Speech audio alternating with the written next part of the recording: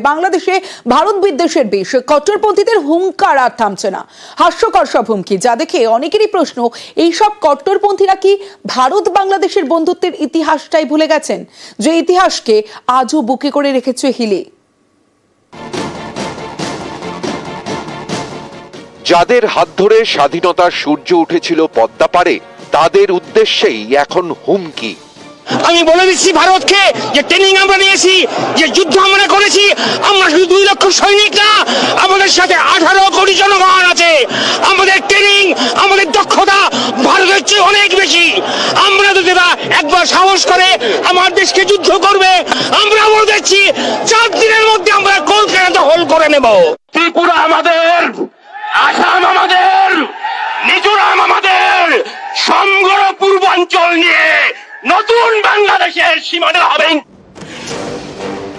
যে ভারতের হাত ধরে জন্ম হলো নতুন দেশ বাংলাদেশের, সেই ভারতের বিরুদ্ধেই এখন উগ্রানো হচ্ছে বিদ্বেষের বিষ।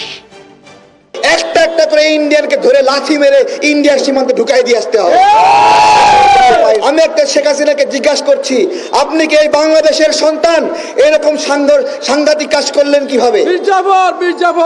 আমরা কি পারবো ইন্ডিয়ার যে চিকেন নেক রয়েছে সেখানে গিয়ে একটা ইকোনমিক জোন বানাতে? নিরস্ব মানুষ এত সাহসী হতে পারে, এটি বাংলাদেশ ইতিহাস সৃষ্টি করেছে। সুতরাং এই ধরনের জাতির বিরুদ্ধে কোনো আগ্রাসন চালাতে হলে বারবার তাদেরকে চিন্তা করতে হবে, যত বড় শক্তি হোক। আরে ভারত তো কিছুই না, এর চাইতে আরো বড় শক্তিও যদি আসে, বাংলাদেশকে কোনোদিন পদানত করতে পারবে না। অনেকেরই প্রশ্ন, ভারতের বিরুদ্ধে বাংলাদেশে এত বিদ্বেষ কেন? সে দেশের কট্টরপন্থীরা কি ইতিহাসটাই ভুলে গিয়েছেন? যে ইতিহাস গঙ্গা পদ্মার পাড়ে আজও গল্প বলে, যে ইতিহাসকে আজও বুকে করে রেখেছে হিলি।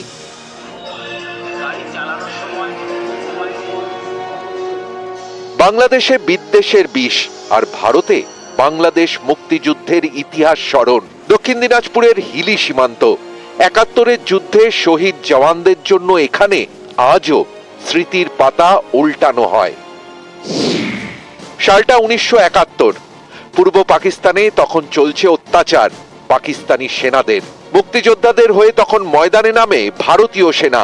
1971 সালে 24শে নভেম্বর হিলি সীমান্ত পেরিয়ে পাক সেনাদের বিরুদ্ধে রুখে দাঁড়ান বহু ভারতীয় সেনা জওয়ান। 11ই ডিসেম্বর পর্যন্ত চলে যুদ্ধ, নতজানু হয় পাকিস্তান, জন্ম হয় বাংলাদেশের। এই যুদ্ধে হিলি সীমান্তের কাছে ভারতীয় সেনার 462 জন জওয়ান শহীদ হন।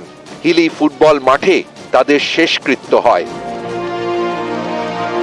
তারপর থেকে প্রতি বছর 12ই ডিসেম্বর শহীদ জওয়ানদের স্মরণ করে হিলি। আজও হিলি বুকে করে রেখেছে 71-এর সেই দিনগুলো। ইন্ডিয়ান আর্মি থেকে এটা বানানো হয়েছিল এবং প্রত্যেক বছর ইন্ডিয়ান আর্মি এখানে একটা কন্টিনজেন্ট পাঠান 12 তারিখে। আজকে আমাদের কাছে এখানে হিস্টোরিক্যাল বাস্ট বানানো হয়েছে, এখানে ম্যাপস লাগানো হয়েছে, যাতে পরবর্তী প্রজন্ম আছে তারা যেন এর ব্যাপারে জানতে পারে, শিখতে পারে। মোহাম্মদ ইউনিস তার নেতৃত্বে যে সরকার চলছে, আসলে সেই সরকারের সঙ্গে আগের যে হাসিনা সরকার, তাদের মধ্যে কোঅর্ডিনেট করা যাচ্ছে না। ভারত বিরোধী একটা যে মতাদর্শ তারা আস্তে আস্তে এগিয়ে যাচ্ছে, কিন্তু তারা আসলে বুঝতে ভুল করছে কে হচ্ছে মিত্র এবং কে শত্রু। ভারত এখনো কিন্তু সকলকে একসঙ্গে ঐক্যবদ্ধ নিয়ে চলতে চায় এবং 71-এর যে মার্টিয়ার, যে তার যে শহীদ স্তম্ভ, সেটা কিন্তু আজও সেটাই প্রমাণ করে। 71-এর মুক্তিযুদ্ধ, অনেক ভারতীয় জওয়ানের রক্তে লেখা হয়েছিল বাংলাদেশের স্বাধীনতা যুদ্ধের ইতিহাস। সেসব কি এখন বাংলাদেশের অনেকে ভুলে গিয়েছেন?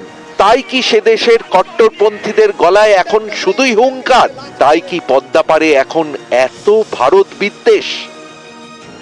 নিউজ 18 বাংলা।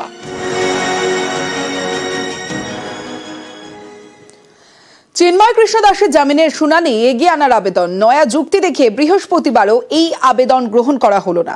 শুনানির জন্য শর্ত দিয়েছেন চট্টগ্রাম আদালতের বিচারক।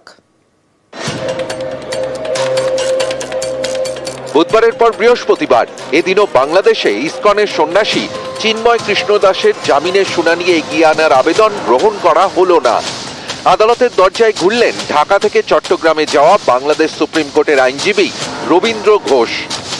আরেকটা লয়ার না থাকার কারণে এইবারে উনি এটা পেন্ডিং রেখে দিয়েছেন। সহায়তা আজকে পাওয়া উচিত ছিল, এটা যদি রিজেক্ট হয় আমরা হাইকোর্টে যাবো। উনি একটা দরখাস্ত নিয়ে আসছিলেন, তবে ওনার ওকালতনামাটা ছিল সুপ্রিম কোর্ট বারের।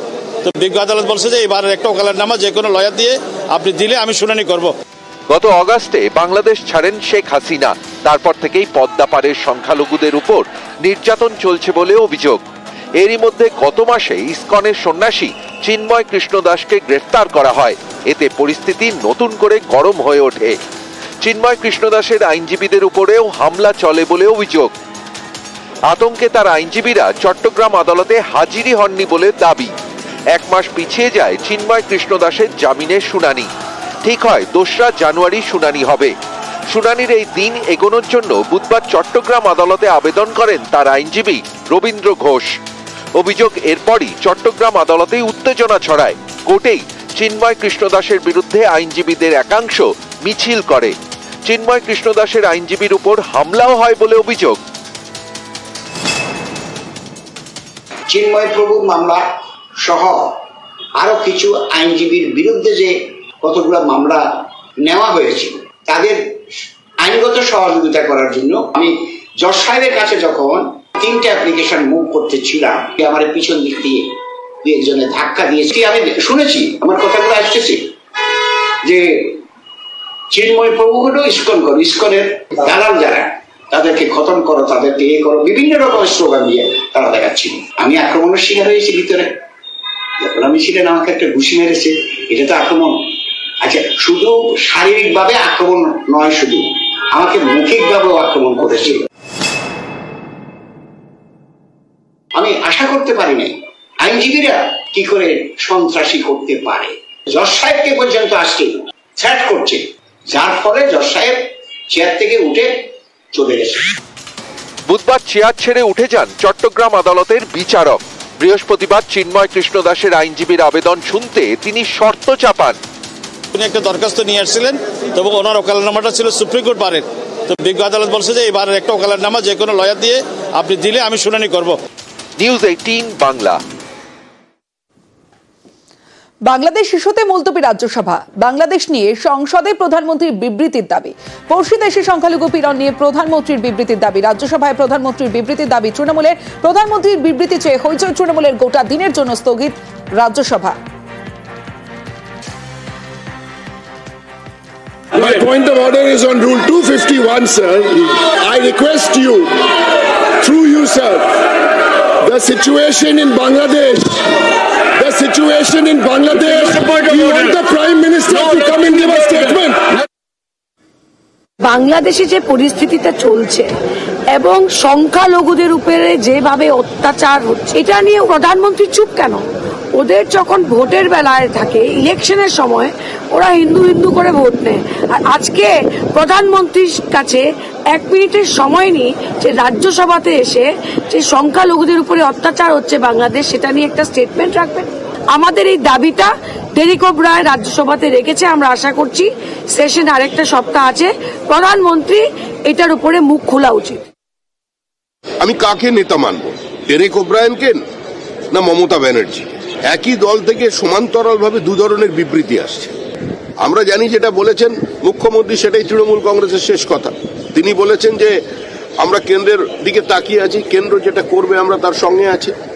এখন কেন্দ্র কি করছে না করছে, হিন্দুদের জন্য চোখের জল যারা ফেলছেন তারা প্রধানমন্ত্রীকে ফোন করে জেনে নিন না। সমস্ত কথা তো বাইরে বলা যাবে না। বাংলাদেশের সংখ্যালঘুদের সাহায্য করুক ভারত সরকার। যারা চলে যেতে আসতে চাইছেন তাদেরও সাহায্য করুক নয়াদিল্লি। গতকালও কেন্দ্রকে ইশারা করেছেন মুখ্যমন্ত্রী মমতা বন্দ্যোপাধ্যায়। ভারত সরকার প্রতিনিধি পাঠিয়েছে, এটা তো ভারত সরকারের দেখার কথা, আমার তো দেখার কথা নয়। তো আমাদের লোকেদের ফিরিয়ে আনার ব্যবস্থা করা হোক, এটা তো আমি অলরেডি বলেছি। আমরা চাই government of India must act. Border থেকে তো অনেকে চলে আসছে আমি শুনছি, কিন্তু বিএসএফ কোথাও আটকাচ্ছে না। ইন্দো বাংলাদেশ একটা বর্ডারও তো বন্ধ করা হয়নি। বন্ধ করলে তো ইনস্ট্রাকশনটা আমাদের কাছে থাকতো। আমাদের কাছে এই ধরনের কোনো ইনস্ট্রাকশন নেই। কাজেই টোটালটা গভর্নমেন্ট অফ ইন্ডিয়ার ব্যাপার। আমরা শুধু চাই তারা আমাদের মাইনরিটিসদের রক্ষা করুক। যাদের বিরোধিতা করা সেটা করতে পারতাম আমরা।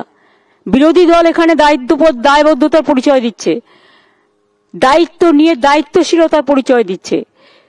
আর কেন্দ্রের শাসক দল তারা যদি নিজেদের রাজনীতি করবার জন্য প্রধানমন্ত্রী যেটা দায়িত্ব সেটা তারা পালন করছে। বলুন, আইনটা নিজের হাতে না নিয়ে ভারত সরকারকে পালন করতে।